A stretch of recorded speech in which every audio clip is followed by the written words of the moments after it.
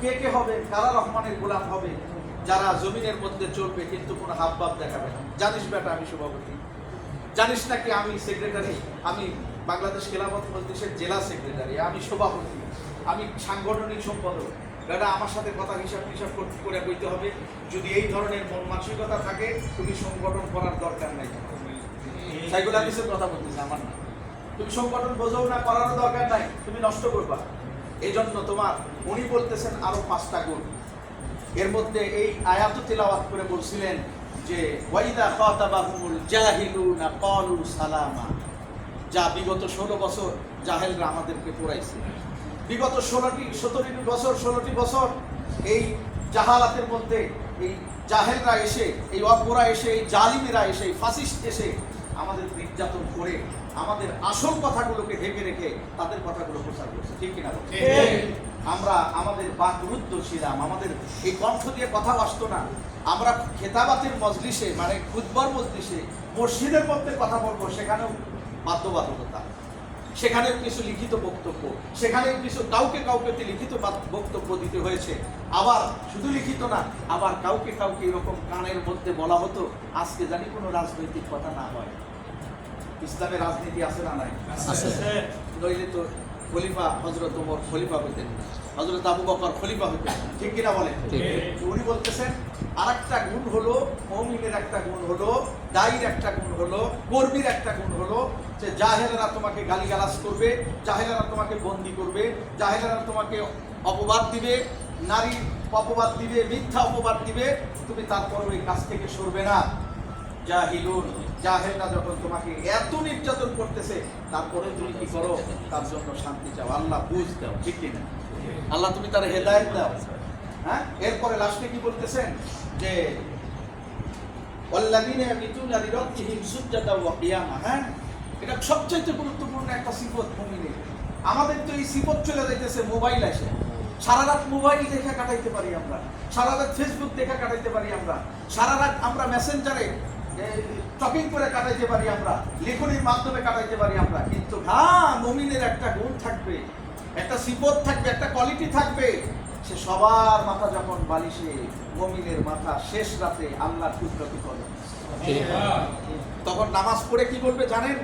আজকে যে আমাকে গালি দিছে, যে আমাকে গালমন্দ করছে, তার নাম ধরে আল্লাহ বোঝে নাই তো, তারে তুমি হেদায়েত দিয়ে দাও, তারে তুমি সংগঠন বোঝার তৌফিক দাও, এই সংগঠনে আসার তৌফিক দাও।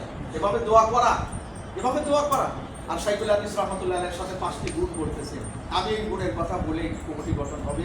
আমার মুরব্বী, আমার শ্রদ্ধেয় উস্তাদুল্লাহ সাফিজা সিরাজগঞ্জের গর্ব। আমি খুব হুজুরকে যেদিন প্রথম আমি পাইছি, আমার খুব ভালো লাগছে। আমি বলছি যে হুজুর, যতবার আমি আসি, আমি আপনার সাথে যেন দেখা করতে পারি, আল্লাহ যেন তৌফিক দান করে, বড়দের দোয়া নেওয়া।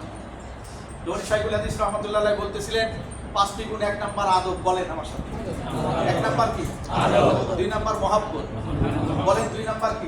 ভাই, এটা তো শাইখুল হাদিসের কথা, আমার সাথে বলার দরকার নাই। শাইখুল হাদিস সাহেবের কথা এই জন্য নকল করতেছে, এই জন্য বলা। আমি ছোট মানুষ। 1 নাম্বার আদব, বলেন কি? আদব। 2 নাম্বার মহব্বত, 2 নাম্বার কি? মহব্বত। 3 নাম্বার হিকমত, 3 নাম্বার কি? হিকমত। 4 নাম্বার নির্ভীক, বলেন কি? নির্ভীক। 5 নাম্বার নির্লোভ। কয়টা বলছি? 5টা। আসেন 1 নাম্বার বলি, আদব। আপনি মাওলানা হয়েছেন, মুফতি হয়েছেন, শাইখুল হাদিস হয়েছেন, অথবা আপনি জেনারেল শিক্ষায় শিক্ষিত হয়ে FACS কমপ্লিট করে ডাক্তার হয়েছেন, ইঞ্জিনিয়ার হয়েছেন। যেই শিক্ষায় শিক্ষিত হোক না কেন, যদি তার ভিতরে আদব না থাকে, এলাকার মানুষ তারে পাত্তা দেয় না। কথা বল না, ঠিক কি? দূর ওর কাছে যাবই না, ও বেয়াদব, সালাম কালামই দেয়, ঠিক না? তাহলে আদব কত বড় জিনিস। একজন রিস্কাওয়ালার মধ্যে যদি আদব থাকে, রিস্কাওয়ালাও যদি কথা কয়, তাও তার কথা শুনে, কেন? তার ভিতরে কি আছে? আদব আছে। আর অনেক শিক্ষিত কিন্তু আদব নাই, বেয়াদব। সে এলাকার মানুষকে মুরব্বিদের পাত্তা দেয় না, সে বড়দের মান্য করে না।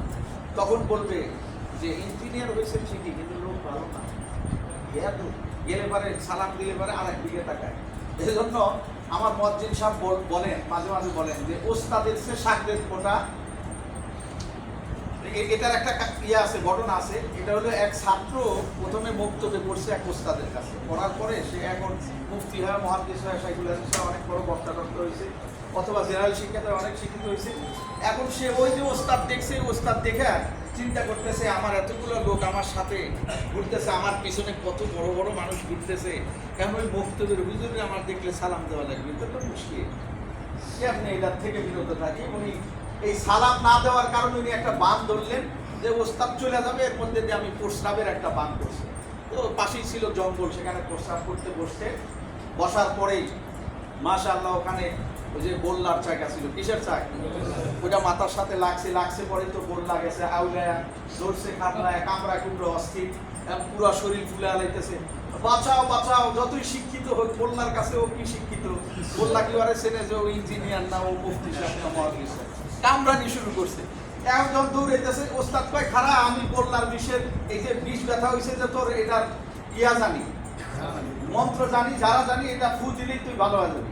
কয় তাড়াতাড়ি দেন হুজুর, আসসালামু আলাইকুম, তাড়াতাড়ি ফু দেন। তখন ওস্তাদ বলতেছে, ওস্তাদ দেখলে সাগরেদ মোটা, গোল্লায় কামড়ায় করছে গোটা, ওস্তাদ দেখলে সালাম দিস, সাজা দেব তোর গোল্লার দিস। আমাদের হালত কি জানেন, আমরা ওই বক্তব্যে পড়ছি তারে মান্য করার চেষ্টা করি না, মনে করি যে আমি তার সামনে চেয়ারে বসি, বাবা আমি আমার আজও পর্যন্ত আমার ওস্তাদরা তার চেয়ারে বসাইতে পারে না, অনেক চেষ্টা করছে, আমি তার সামনে চেয়ারে বক্তব্য দিতে পারি, আমার কাঁপে, শরীর কাঁপে, আমার ভয় লাগে। বড়দের মান্য করবো, বলেন ইনশাআল্লাহ। এক নাম্বার আদব, এক নাম্বার কি, এই আদব বলতে গিয়ে এত কথা। আদব যদি থাকে, আপনি বক্তব্যের শিক্ষক হলেও আপনার মর্যাদা থাকবে মানুষের কাছে, ঠিক কিনা? আপনার কথা মানুষ নিবে, আপনার কাছে মানুষ আসবে। আর আপনি যদি অহংকারী হন, আপনি যদি দেমাগী হন, আর আপনি যদি এরকম করে মানুষকে মূল্যায়ন না করেন, তাহলে আপনারও মূল্যায়ন। এই জন্য এক নাম্বার কি থাকে ভাই, আমাদের এই কাজ করতে হলে আদব দরকার। সালাম কালাম, আফসুস সালাম ভাই, একে অপরের সালাম কালাম দিবে। দুই নাম্বার কি বলছি, মহব্বত। বলেন কি বলছি, মহব্বত। এখন আমি সভাপতি, কিন্তু আমার সাধারণ একজন কর্মী আছে, তারে আমি মহব্বতও করলাম না, ফোনও দিলাম না, যোগাযোগও রাখলাম, তার সাথে কোনো খোঁজ খবরই নাই। আসছে একদিন, তারে আমি জিজ্ঞাইলাম না, ভাই যে খাইছেন টাইছেন নাকি, ঠিক মতো কাজ বাজ করতেছেন তো, আপনার এলাকায় কি দাওয়াতি কাজ চলতেছে ভাই, হাসি হাসি কথা বলতে হবে, মহব্বত করতে হবে, সাথীর প্রতি সাথী, রুহামা ভাই, বলেন কি, একজন আরেকজনের প্রতি যখন দরদ থাকবে, মহব্বত থাকবে, খোদার কসম এই মহব্বতের কারণে আল্লাহ তাআলা দিন বিজয় করেন। কিন্তু আমরা মহব্বত করতে জানি না, এই ওরে দিছে সভাপতি, ওরে দিছে সেক্রেটারি, ওরে দিছে সাংগঠনিক, ও কি বোঝে, আমি বুঝি সব। এরকম করা যাবে না। হুজুর যেটা বলেছেন ওটা আমি আর বাড়াবো না। তাইলে মহব্বত করা, সাথীদের মধ্যে কি থাকা ভাই, পরস্পরের মধ্যে অধিক পরিমাণে মহব্বত থাকা, প্রয়োজনে চা নাস্তা খাওয়ানো, প্রয়োজন হলে তাকে আমি কাছে ডাকবো, আমি যত বড়ই হই তাকে আমার কাছে বসায়। দুই নাম্বার মহব্বত।